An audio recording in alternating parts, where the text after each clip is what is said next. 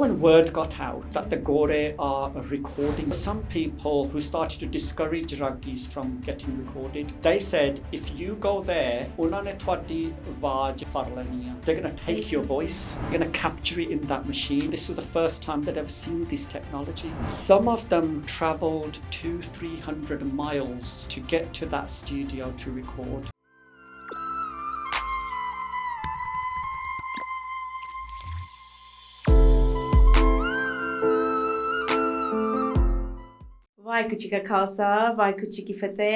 Welcome to the first ever Sangat Studio podcast. We have today a special guest with us, Dr. Harjinder Singh Lallie. We are so excited to be starting this podcast today with some fascinating news and an exciting project that will be launched this month. So can I get you to introduce yourself? Yes, I'm Harjinder Singh Lallie. My day job is I'm a university lecturer at the University of Warwick, but I have a deep passion for Sikh music, Kirtan. I teach music, I obviously do Kirtan, and every chance I get, I'm either doing Kirtan, I'm teaching Kirtan, I'm listening to Kirtan, so that's kind of my hobby outside of my day job. That's amazing. And you know what, it's great because I know you from learning as your student as well, which is great. So it's exciting to see this amazing project that's coming out. So can you just tell me a little bit about yourself? You're launching this project called the Gramophone project, and which is absolutely amazing, on the 16th of March. Can you just tell me a little bit about your connection to Sikh music? My connection with Sikh music, with Kirtan, began a very, very long time ago. I think I was about 6 years old. It's a very long journey, but I was 6 years old, and at that time there was just one Gurdwara in Birmingham, Smedic High Street, Gurnanak Gurdwara, and we used to go there every single night and every single morning. We used to live about 20-25 minutes away, walk. We used to walk everywhere in those days, pretty much.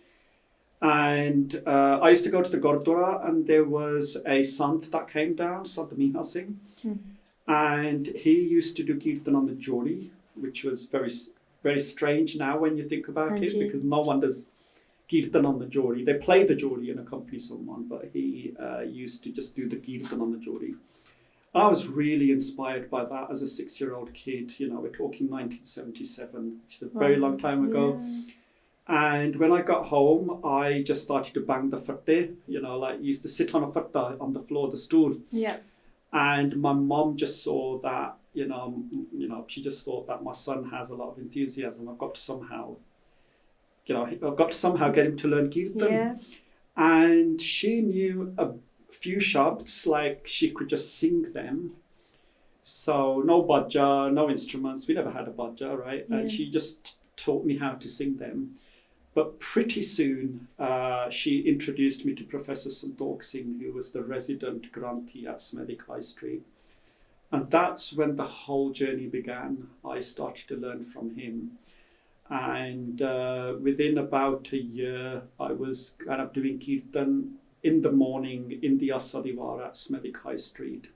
He would teach me a shabd one evening, and he'd say, Kallu swere hi shabd parnaya, right? And I'd kind of have to practice it. And I didn't have a bajja at home, so I'd practice it at the Gurdwara. I actually remember very distinctly sitting right at the back of the darbar and just practicing on my own, and then the following morning singing it in the darbar.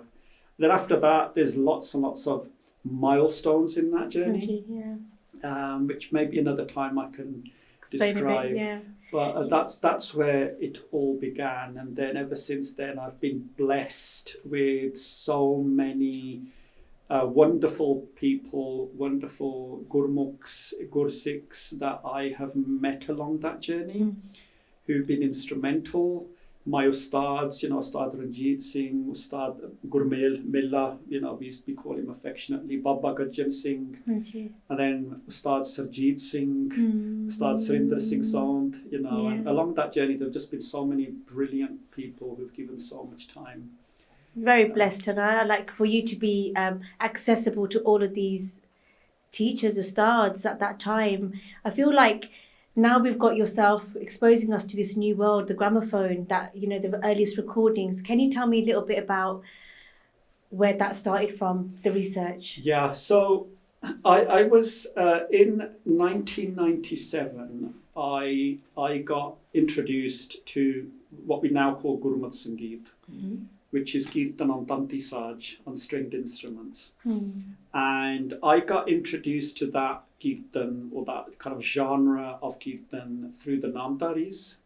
I heard them doing Asadivar, and it was the first time I'd ever heard Tanti Saj Kirtan, right? And there were around, I reckon, 15, 16 of them. Okay. There were 2 or 3 Jodinga, 5 or 6 Dilrabas, a Bansuri, a Darshanai. It was just mind-blowing, right? For those listening, what is a Tanti Saj? A stringed instrument, right? So we've got 2 types of stringed instrument.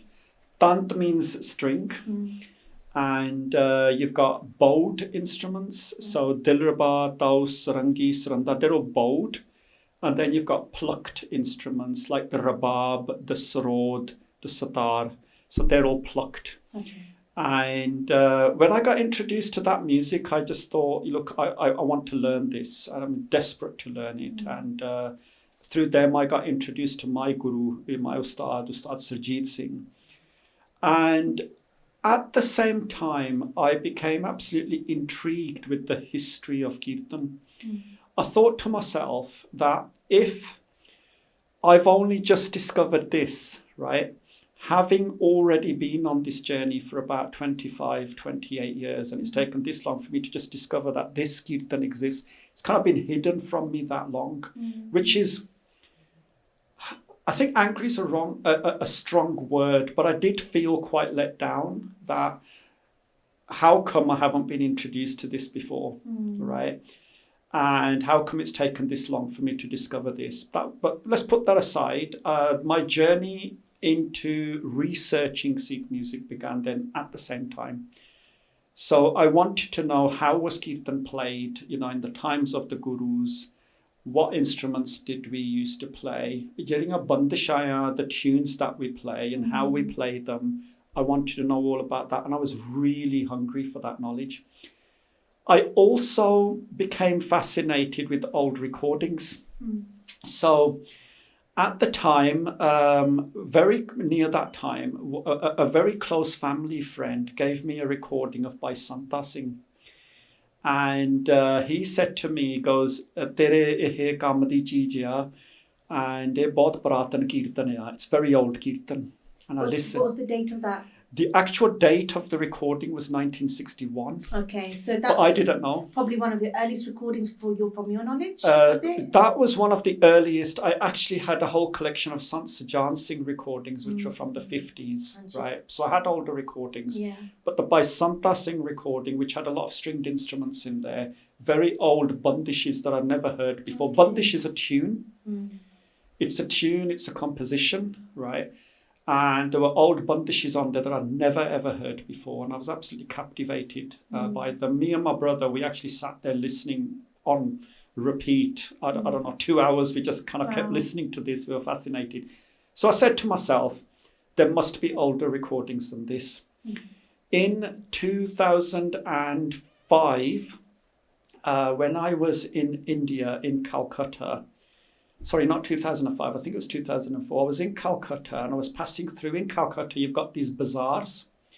They're markets, and, they sell old books. They sell jewels, like fake jewels. And you've seen them. They're in Delhi, Karol Bagh and Connaught Place and everywhere. And I was passing by this one stall, and they had a whole bunch of old records, right? So I just start looking through them, and I find my 2 favourite Indian artists, Pandit Ramrayan and Ali Akbar Khan. Yeah. Okay. So I thought, wow, brilliant, right? So I bought them off the guy. And I said to him, I asked him, do you have any old Sikh recordings? He didn't know what that meant, right? And I explained, look, I'm a Sikh Sardar, from the Punjab, and I'm looking for old recordings. And he said, come back tomorrow, I'll get you a number of a record collector. Oh, wow. Right. Okay. So I came back the following day and he did give me a telephone number. He said, ring this guy. He's got thousands of old records. I did ring the guy, but I didn't have enough time in that visit to actually meet with him. So I think it was November the same year I came back and I met with him and oh my God, the guy had, he said he had about 20,000 records, right? And that they went back, he said, I don't know. He actually said, I don't know what date they go back to, but I think it's like 1915, 1910. So I spent the day with him just going through his playing. He was really enthusiastic, so energetic. He was excited that someone has come to listen to my records. And so I said, look, asli gal hai ke what I'm looking for are Sikh recordings, right? And he said, and this is the other thing, Simran, is that in India there are lots and lots of record collectors. Loads of them. If you go down south, right, Bangalore, Hyderabad, Mumbai, down there, Chennai, loads of record collectors, right? And they have tens of thousands of records. They've been collecting for decades. Their father, grandfather, possibly even great-grandfather have been collecting them. So when you say they're collecting records, is it reference to Sikh music? No, it's just any Indian music. Yeah. Any Indian music. They're like stamp collectors. Yeah. Right? Like people collect stamps, they collect records. And this guy, he said, I don't know if I've got any Sikh recordings, right? I haven't even got a discography. So he's got like 20,000 records and he doesn't even have an index or anything. Okay. Imagine trying to index that many records, right? But he said, what I do, I will look out, I will go through my collection, right? I'll find them and I'll let you know. So what he did was he took my email address and around March, now it's 2005, he said to me, Sardarji, I've got something for you. Jab tusi aayenge, main denga, right? So I actually went in April. That was quite interesting because I went on a university business trip, and at the end I extended my stay by about a week, and my wife and son came out. They flew out at the end. Okay.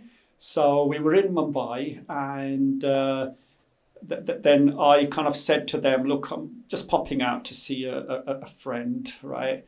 I'm going to be about 2 hours, right? Because the guy lived about 18 kilometers away. Okay. I thought 18 kilometers, 20 minutes there maybe, right? But not in Mumbai traffic, no chance, right? I was there traveling for about 2 hours to get there. Got there and went through all his collection. And he gave me a CD with the Asa Diwar of by Sudh Singh Pradhan Singh. I think it was dated 1927. Amazing. Right? Yeah. So I was mind blown. I couldn't believe this. And I was just so grateful to him, right, for finding this. When you heard it, was it what you expected? That is a really good question because this is something now that I'm going to reveal at the event, right? Yeah. It was not anything like what I expected. Okay. Right, and I'm going to just save that for the event. Yeah, that's kind of leaving me a little bit. Yeah, leave you hanging a bit. I kind of want to know, and I wonder what it sounded like. You know, the recordings from that time and to now. Like, is there a massive change to the way Kirtan is? Massive difference. So even if you just go back to Baisanta Singh 1960 or 1961 till today, there's a massive change. Go back another 50, 60 years, completely different. Right, the Bundes they're singing we've forgotten them, and the Rugies themselves are forgotten. We don't know who they are. So let me just take you back a bit more now. So I've now got to 1927. I am convinced that there's even older recordings.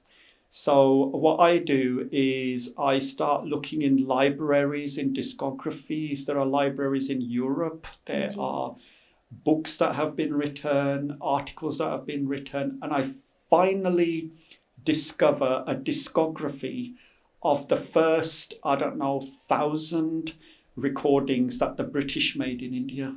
Wow. First ever recordings.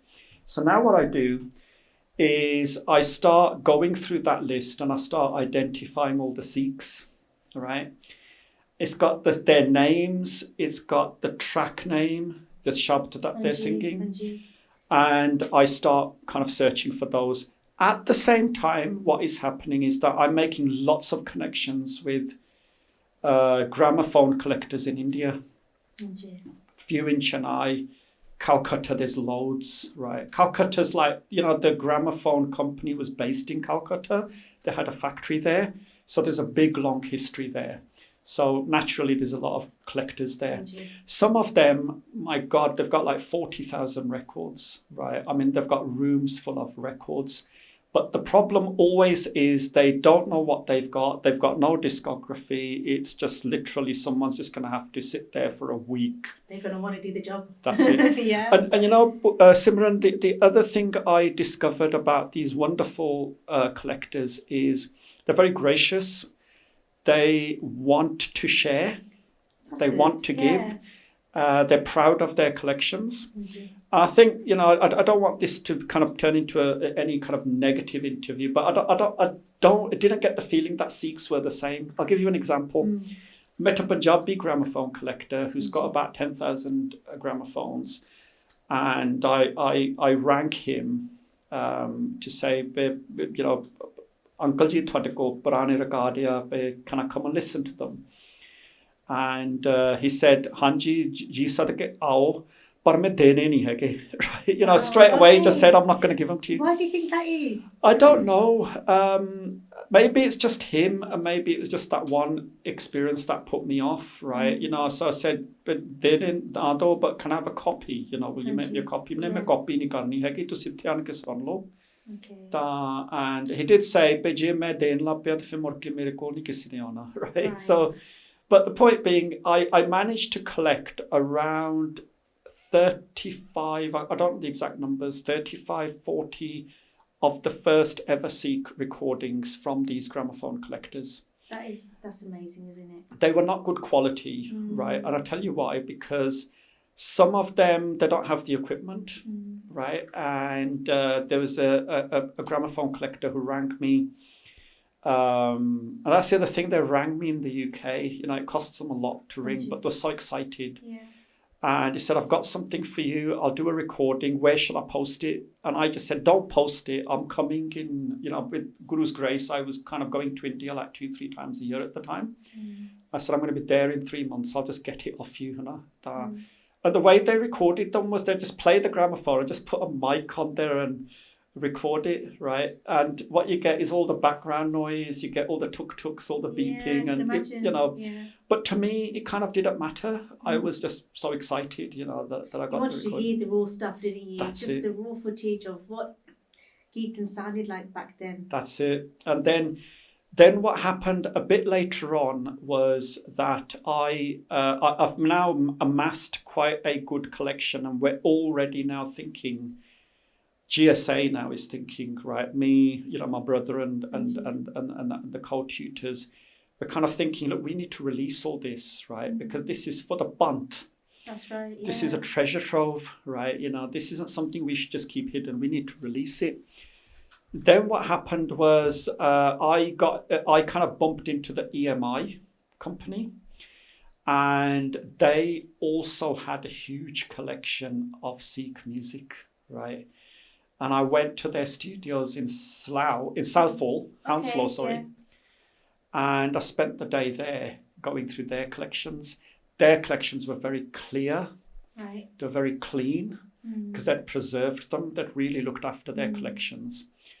And GSA had to pay a license fee to just get them all converted, professionally converted.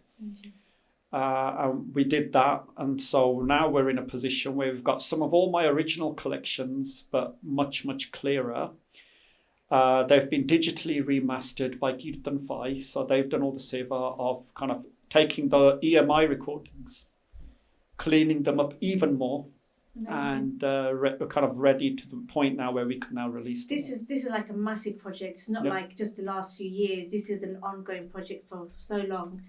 I wanted to just ask the question, why call it the Gramophone Project? What's so significant about that? It's actually all about the original gramophone records. It's not about anything that came after on tapes or because that's kind of 60s onwards, 70s, I don't know when.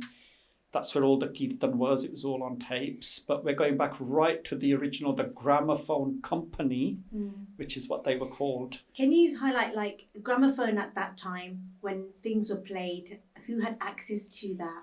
Okay, that's a really good question. So, in the 1900s, right? Sikhandevich, they barely anyone had a gramophone. As time progressed, by about 1915, 1918, a few villages, there's someone in the village who had a gramophone. Right. And people were absolutely, you can imagine, they were fascinated by this device that produces sound, right? There's no internet, there's no electric lighting, there's, barely electricity. It's like a communal, isn't it? That's Everyone right. just coming together to listen to this gramophone. But That is what used to happen. Also, having access to Kirtan, right? So I don't know how many Kirtanis there would have been, say, in a village, for example, or in that area, but having to listen to God's words and to Kirtan, to prayers. Absolutely. I mean, every village did have a Gurdwara, so they already had that connection, and every Gurdwara had a Kirtani Granthi, so that there was Kirtan there in the village. But the sound, just on a day-to-day, just an activity to That's do it. within. So what used to happen was that not every day, but once a week, the whole village used to gather at the person who had the gramophone at their house. And that person would then play their collection of gramophones. And everyone was just absolutely enthralled. And I've read stories about children who've heard the gramophone for the first time. And they're walking home, from the gramophone, the house that they listened to the kirtana or the whatever music it was, and they're kind of humming that sound, and that sound is stuck in their memory. That's it. And so they're powerful. all night they're humming it. Yeah. They can't forget it because this is such a profound and intense experience for them. Right, to hear this music coming out of this magical device. Right. I mean, that's interesting in itself, but if we just come back to the people that we're going to hear, for example, on the 16th, right? Look, there are Rugies in that collection that we have never, ever heard of. You've never heard their names. I've never heard their names until I kind of saw their labels for the first time with their name written on there. We don't know where they were born. We don't know who they learnt from. We don't know when they died. We know nothing about them. And this is such a shame, right? But it's wonderful in that maybe this is the start of a real lot of research into that early period. And I hope that this sparks that interest. I think it already has, just listening to your journey with the Gramophone Project and people holding on to all that material and access to something that is so alien to us. Even you telling me that it is completely different to what you expect. So I'm intrigued. I want to know what it sounded like. Yeah, it's what it sounds like, their voices and how they sound, but the bundishes they sing, some of the bundishes are actually, we're still singing them today, believe it or not. And they're singing them in 1903 on a gramophone, right? And it's remarkable how it's exactly the same bundish, right? Okay. There's a very, I say popular one, but there's a very Pratanari, the Manajapo Gurgopal, right? And it is in Rag Kannada, and it is played in Jardal Valambat, right? Okay. And we found that on one of the original gramophone records, right? Now, when you sing it today, you cannot sing that bundish in less than about 20 minutes. It's a very slow bundish, right? And you've got to sing it very slowly. But on the gramophone, it's 2.5 minutes long. Wow. Okay. So that ragi had to take that Jardal Bratan bundish, really old bundish that's been passed down from generation to generation, and sing it in 2.5 minutes. Imagine that, right? We can't do any shabd in 2.5 minutes. No way. Right? And all these ragis had to do all their kirtan, all 127 records, and there's many more even after that period, in 2.5 minutes. That's insane. That is really insane. So what you find is... I've just got this vision of it being on like fast forward, like... it is a bit because they've just had to sing it really fast. Yeah. And what I was also intrigued about is the journey of the Rugies that did appear in the gramophone records. So this is the way it worked. The Gore, Geisberg and Dilnat, who were the two pioneers, right? You know, we as a, the Sikh community and Indian community, we really up a Gore and Tavala all the time, right? They did this, they did that, right? We're always kind of blaming, the Gore for everything. But what we've got to realise is that the absolutely remarkable piece of work they did, for example, with the gramophone. Yeah. The Geisberg and Dilnat did a kind of an expedition in India, and they recorded hundreds and hundreds and hundreds of recordings, right? What they did was they set up studios. They set up a studio in Lahore. That was a pretty kind of proper studio. So look, we're sitting in a studio right now. Yeah. Now transport yourself 120 years back to Lahore, and they've set up a studio, right? It's pretty dusty, murky, probably very hot, probably nowhere near as much lighting as we've got here, but they've set it up. And what they now need are people to record. So what they do is they obviously have got no clue about who to record, right? So what they do is they go and they hire agents. They hire them. And they say to you that, look, we need recording artists. They know, and I want you to go out there and bring them to us. So you are probably someone who knows the scene, you know the music, you know the theatres, you know all the Gaunawale and all the musicians. So you're going to go out there and you're going to tell them that the Gore are here, they're recording something. Now imagine you've come to me, right? And you say, Harjinder, the Gore are here. There's some Gore recording engineers and they want to record you. And I'm like, record oda ki matlab hai? What does that mean? And you're trying to explain to me what they're trying to do. I have no idea what you're talking about because I don't know this technology exists, right? What do you mean you can record me, right? So you've explained it to me that what happens is you're going to turn up at the studio, you're going to sing, and then they're going to play it back. I have no idea, but I'll turn up for a laugh, right? So I turn up. And for some of them, this is the first time they'd ever seen this technology, right? Some of them travelled 200-300 miles to get to that studio to record. So some of the Rugies by Hira, and some of these Rugies by Meru, we don't know how far they travelled to get to that studio in Lahore to do the recording. You know what? I never thought about it that way, and I just having access to the recording. They might have had to catch a train. If they went on a horse and cart, it probably took 6-7 days to get there. There were some well-known Rugies who refused to travel. So by Jwala Singh, father of Bhai Avtar Singh, the great, but what a wonderful family that is, right? Legendary Kirtanis, right? Bhai Jwala Singh, his son Bhai Avtar Singh, Bhai Gurjan Singh, two sons, right? Who were doing Kirtan. Now their, adopted son Bhai Kultar Singh, who's also doing Kirtan. Bhai Jwala Singh said, I'm not going to travel that far, right? It's like 2-3 days journey for me, right? So he's not featured on any of the records, which is, what a shame.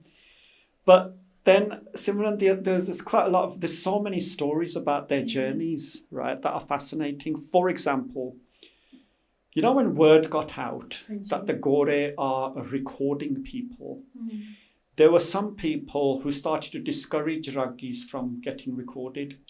They said, if you go there, ਉਹਨਾਂ ਨੇ ਤੁਹਾਡੀ ਆਵਾਜ਼ ਫੜ ਲੈਣੀ ਆ ਉਹਨਾਂ ਨੇ ਤੁਹਾਡੀ ਆਵਾਜ਼ ਚੋਰੀ ਕਰ they're gonna take your voice and they're gonna capture it in that machine like this is magic. Very superstitious, isn't it? That's it. It's jaddu mantar. Don't do it, right? There were some who had to get permission from their ustad Ji. to do the recording. So there was one, I can't remember the artist's name, it was a Hindustani singer who had to get permission from her ustad. And she said when she got to the studio that I'm only going to record it if on the label you put down that this was with permission from Ustad Biara Sahib, right? Yeah. So it had to be written on there, otherwise I'm not gonna do this, right? And honestly, these journeys are just quite remarkable, right? There's so many stories that you can share, and it's. I want to go more into it, but I don't think we have time to go that deep into it. I just want to just kind of amplify on what you're going to be doing on the 16th of March. And kind of bring it back to a little bit of that, because all these stories you're telling us are fascinating. I want to sit here and continue. And I think the listeners want to hear more about these stories that you've got to tell us as well. Yep. On the 16th of March, when you are exposing us to this gramophone project of yours, what do you want the listeners to take away with them on the day? So on the 16th of March, it's the event is called Celebrating Sikh Music. And this is something we want to do every year. And there's actually there's actually two things going on at the same time. One is the launch of the Gramophone project. So that is something now that there's going to be a road show. So whatever we do at Warwick on the day, we're going to do around the country. So we want to do it in London. We want to do it in Manchester. We want to take the gramophones to kind of the community, to the Bunt, wherever they are, right? And so the 16th is just the launch of that project. That's the first of those roadshows. What we're going to do at each roadshow is we're going to release 5 gramophones at each roadshow. Okay. So worldwide release on 76 platforms, right? Any platform you can think of, Deezer, Spotify, YouTube, everything. Even platforms that are like kind of unique to China. Or unique to, certain countries, right? So it's going to be a worldwide release, right? We're not kind of, our goal is that we just want to get these out there. These belong to the Bunt, and we want to just give them to the Bunt. Give them to everyone. So that is one thing that's going to happen, is the launch of the project and the story of that project. The other thing, like I say, is that this is called Celebrating Sikh Music, right? This is something we want to do every year. Let me tell you about the event. So why is GSA, the Gurmat Sangeet Academy, launching this Celebrating Sikh Music project? So one of the feelings I have is that Sikh music does not get anywhere near the recognition that it deserves.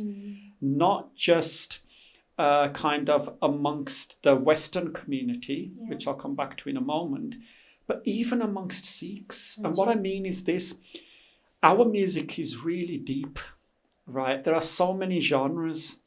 There are so many Rugies and Kirtanis who've devoted their whole lives to doing Kirtan, but we know so little about them, right? I mean, just go back to Bhai Meru and so forth. We know so little about them. They're 120 years old. What about people like Jani Amolak Singh or Bhai Jatra Singh or Sant Sajan Singh or the Dharam Singh, the Zakhmi brothers?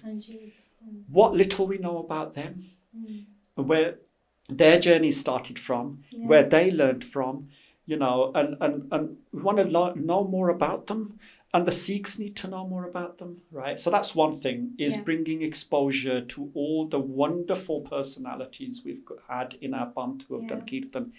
Dujji gal in our Kirtan, we've got so many Sampardas who've got their own stories. They've got their own traditions. Let me give you an example. In the Nanaksar Samprada, Kirtan goes right back to the 30s, right? And they've got their own Maryada. When you hear it.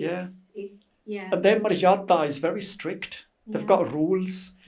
They've got, again, personalities. They have a structure to their Kirtan. What is that structure? Why do they do it that way? It's what like, about... when you hear the Shan, it's Nanaksar Shan, That's right? it. And it's you automatically associate that. That's it. But we do associate it, but we know very little about the Nanaksar Shan. We don't realise that there's not one Nanaksar Shan. There's probably about 25, 30 different Nanaksar Shans, right? What about the Akhand Kirtani Jathan, the huge history of Kirtan in their Samprada? Yeah. And we want to share all of that, right? We want to all learn from each other. Next, it's the instruments, right? So on the 16th, you've got Rupa, who's an absolutely wonderful, talented musician, right? At world level, right? Yeah. And she's devoted her life to this music, right? And we want to bring exposure, highlight those, right? And all the time they've spent, and let's celebrate them and their music as well, and their instrument. Yeah.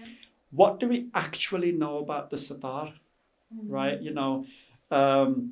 Let's, at an event like this, we want to just talk about the sitar and help people understand what the sitar is. So really, Simran, it really is a celebration. Yeah. Now, I've spoken about the Sikh community, and I've said, we actually know very little about our own music, right? But GSA also want to expose it to the Western Hemisphere. So there must be around 100 bachelors in music courses in the country. That's right. Right? Across universities up and down the country. Very, very unacademic survey. Right, so I haven't done a proper deep, survey every single university, but I have asked the question: do you teach anything about Sikh music? Right, this is a religion for whom music is ingrained. Yeah, it's the core. It's their genes, their DNA. This is right. You cannot have Sikhi without music. Yeah. Right? Do you teach anything about it? No, we don't. No. We might have a lecture. We might have a lecture about Eastern music, and we'll talk about the Sikhs. So it's that kind of group, audience that we also want to tell, about our music. We want to expose it to them as well. Very high ambitions. There's a lot we're trying to achieve. I think it's brilliant because we need that, Anna, and you've tapped into something that isn't there. We need that to be broken down, investigated, researched, and have that accessible to all our community, like the Panth. And as you said, there's so many hidden gems in our community. If only we could get our hands on it. I mean, we're so deprived from all of that, but we need more inspiration, especially now. I think now especially to inspire the youth of today into Kirtan, into Bani, and into Sikhi as well. And it's a massive thing you've achieved today. I'm really excited to be there. Thank you. Yeah. Thank you. I mean, I just want to underline the importance of this to the Panth. This is Panthic history, right, that we've kind of revealed here, that we've kind of, discovered. And the Panth is going to ਜਿਹੜੀਆਂ recordings, ਜਿਹੜੀਆਂ ਵਿਚਰੀਆਂ ਸੀਗੀਆਂ that we'd lost, we found them again now, and they belong to us, right? So we want to share them. Let me tell you, look, these are the recordings we've got. The first ever recorded Ardas. Ever recorded Ardas. I remember you mentioning this in the lecture, and he said it was different. Yeah, this is it. This is the thing. So if you can imagine, the Kirtan is different, the Ardas is also different. Okay. And the question, this is now for the researchers to look at, why is it different?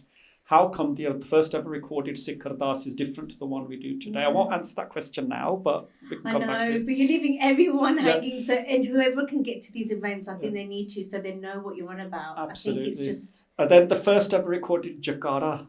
Okay. Right. Jakara Sadde Lai. This is a momentous kind of, banner, isn't it? Right. That we declare. Yeah. A momentous statement we make at the end of every Ardas, right? But the Jakara is a bit different, right? So you're going to hear it. It's not like, it's not like that. It's a bit different. How do you think people will feel when they hear that for the first time? I'll tell you one thing. I'm not going to tell you the whole story, but I'll tell you it at the event. When I heard that Ardas, I was very emotional. Okay. Right, I couldn't get it out of my head. Wow. Right, I'm a grown-up man, but I had tears in my eyes. Right, what am I hearing here? Right, okay. This is, I don't know. Maybe because I was too invested in all of this. I actually felt at the time listening to it that I'm actually sitting there, or rather standing there, in that dusty gramophone studio while this Ardas is being done. by the Granthi that's doing the Ardas, right? And it was for me, it was really emotional. It's almost, right? it took you back there, no? It's like you were there and you're on this journey, and this Ardas is obviously shaken something. That's right. So for the Bunt, this is really important for us, right? Sabto Belli Bratan Urdasya. And then finally, there's loads more I can go on and on about, but the other is the first ever recorded Dasambani. Yeah. Right, so we've got this Dasambani across all that collection. Amazing. Right, so that's what we're going to hear on the not all of that on the day, but that's what we're about to release to the Bunt. This is fascinating. Also, I wanted to say, like, for those people that want to learn Kirtan, and they may be inspired from this event that you're holding on the day, what message do you have for them? How can they get started? What I always say is that, we run classes across the Midlands. Yeah. We've got, I've lost count, but I think we've got about 9 classes now of Kirtan and Tabla. And they run in Birmingham, they run in Coventry. I've lost count of the students, probably 75 to 100 students. And what I always say is, just try it for 2 weeks. So many of our students came and just tried it for 2 weeks, right? Okay. And they were absolutely hooked. And I think they were hooked for many reasons. And one of the reasons is this. Jada tusi tanti saj de naal kirtan karna, with the stringed instruments, right? The feeling you get when you're doing kirtan on those instruments is, honest to God, it's just so different to doing it on the vajja. Yeah.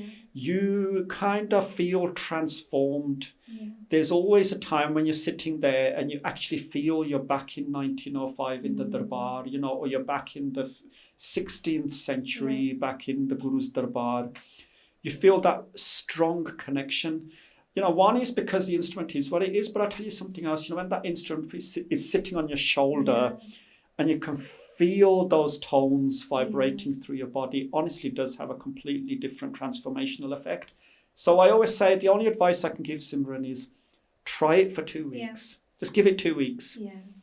And then make your mind up whether you want to stick to it, right? And, find a Komal Ustad, a good teacher. Yeah. It doesn't have to be in Birmingham, Coventry. Don't come to us. If you're in London, find a teacher there. Yeah. And just kind of commit yourself, give it a try, give it a shot, and just see where the Guru takes you. I'm hoping that's what people will walk away from on that day as well, to be inspired to do Kirtan. And we need that connection to Sikhi and God through music, and it's been absolutely wonderful having you on the podcast today. Any last words you want for just thank you for the opportunity to share this journey, right? And I'm just really desperate now, having done all the research, to just share it with the Bunt, right? And to just give it back and just tell everyone what little I've learned through this journey. And I'm just really humbled as well that I've been chosen to do this work and find this music and give it back to the Bunt. So I'm deeply humbled by all of that as well. It's a very humbling experience, it honestly is. We're so honoured to have you here today and to bless us with our first podcast here at Sangat Studios. And we'd like to give that a wrap up now. So thank you so much for everybody listening today. Thank you, Harjinder Singh Lallie, for coming, joining us at Sangat Studios as well. We would like to just ask all our audiences to subscribe to the Sangat Studio podcast. We've got many events coming on the podcast as well. Also, Harjinder Singh Lallie have further events coming on, so keep an eye on the GSA events coming up in the future. Thank you so much for being part of this today. Waheguru Ji Ka Khalsa, Waheguru Ji Ki Fateh.